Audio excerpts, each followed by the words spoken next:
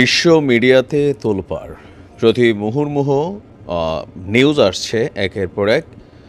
সারা পৃথিবী থেকে প্রার্থনা করা হচ্ছে, মায়া কান্নায় ভরে গেছে দুনিয়া। অনেকে বলবেন, ভাই তুই এমন মেন্টালিটির কেন? জি, আমি একটু এমন মেন্টালিটির। খারাপ ভাবতে পারেন, কিন্তু বলতে চাই যে ফিলিস্তিনে লক্ষ লক্ষ বাড়িঘর, অবকাঠামো, মসজিদ, গির্জা, সাধারণ মানুষের জীবন, হাজার হাজার জীবন ছড়ে গেছে। কই এই মিডিয়াগুলোর মধ্যে আপনি সেগুলোর প্রচারণা দেখেছেন? আমরা যারা নিউজ করি ফেসবুক এবং ইউটিউবে ভিডিওগুলোকে কমিউনিটি গাইডলাইনের মাধ্যমে রিমুভ করা হয়, চ্যানেলগুলোকে ব্যান করে দেওয়া হয়, কারণ এই দৃশ্য মানুষকে তারা দেখাতে চায় না।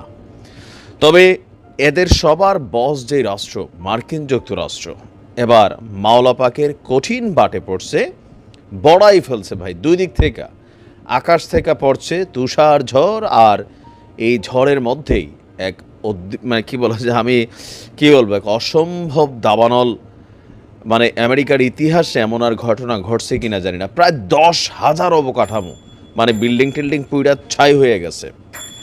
আগুনে পুড়ে মারা গেছে প্রায় 10 জন, আর আহতের সংখ্যা তো এখনও কাউন্টেবল না। এই মুহূর্তেও আগুন জ্বলছে কন্ট্রোলের বাহিরে।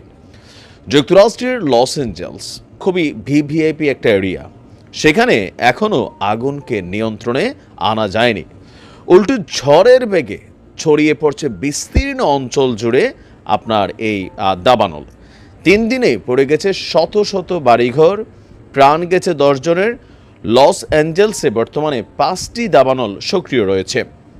সেখানকার প্রায় 116 বর্গ কিলোমিটার এরিয়া আগুনে জ্বলছে, আর ওই এরিয়ার প্রায় 10,000 অবকাঠামো পড়ে গেছে। এই দুর্যোগকে মোকাবেলায় হিমশিম খাচ্ছে যুক্তরাষ্ট্রের দ্বিতীয় বৃহত্তম শহর লস অ্যাঞ্জেলস। প্রতিবেশী রাজ্যগুলো থেকে আনা হচ্ছে অত্যাধুনিক প্রযুক্তির আগুন নেভানোর সরঞ্জাম এবং কর্মী বাহিনী, কিন্তু কোনোভাবেই এই আগুনকে নিয়ন্ত্রণ করা যাচ্ছে না। প্রশ্ন উঠছে যে দাবানল কেন আপনার নিয়ন্ত্রণের বাইরে চলে গেছে। তাদের বক্তব্য যে দীর্ঘ সময় ধরে বৃষ্টি না হওয়ার ফলে খরা আর প্রবল বাতাসের কারণে হঠাৎ করে এই দাবানল ঘটে গেছে।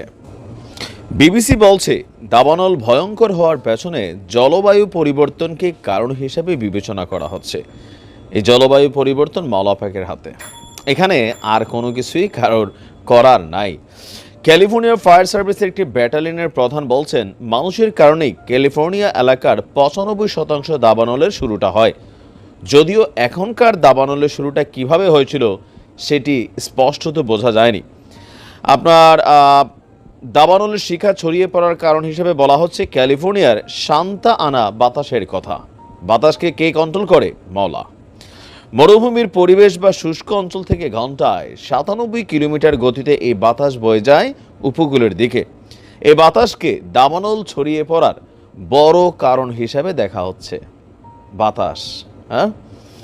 নিউ ইয়র্ক টাইমস লিখছে, সান্তানার এই বাতাসে লস অ্যাঞ্জেলসের দাবানলকে আরও উস্কে দিচ্ছে, যা বাড়িঘরকে ধ্বংসস্তূপে পরিণত করেছে, বাস্তুচ্যুত করেছে হাজারো মানুষকে। তবে এদের সমস্যা না, এদের দেশের সরকারের টাকা আছে, কিন্তু আমার ফিলিস্তিনের কি হচ্ছে?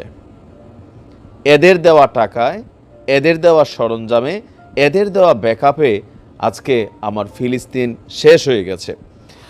আপনার শুষ্ক আর উষ্ণ সান্তানার এই বাতাস বেশ শক্তিশালী। যুক্তরাষ্ট্রের নেভাডা, ওটাহ এবং ক্যালিফোর্নিয়ার দক্ষিণাঞ্চলের শুকনো এলাকা থেকে এটি উড়ে আসে। আমরা দেখছি যে শীতের মাসগুলোর মধ্যে এই বাতাস দেখা যায়, যে সময়টাতে উত্তর গোলার্ধের মধ্যে অক্ষাংশ জুড়ে আবহাওয়ার নিম্ন এবং উচ্চচাপ বেশি থাকে। এই মুহূর্তে আমরা সর্বশেষ যে আপডেট দেখছি, বৃষ্টির অভাবে আর প্রবল বাতাসে দাবানলে ঘি ঢাললেও জলবায়ুর পরিবর্তনটাই মূল কারণ হিসেবে এখানে দেখা হচ্ছে।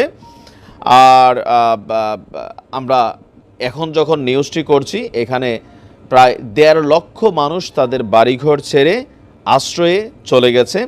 ফায়ার ফাইটাররা প্রাণপণ চেষ্টা করছে পলিসেডসের দাবানলের মতো ইটনের দাবানলও এই মুহূর্তে নিয়ন্ত্রণের বাহিরে।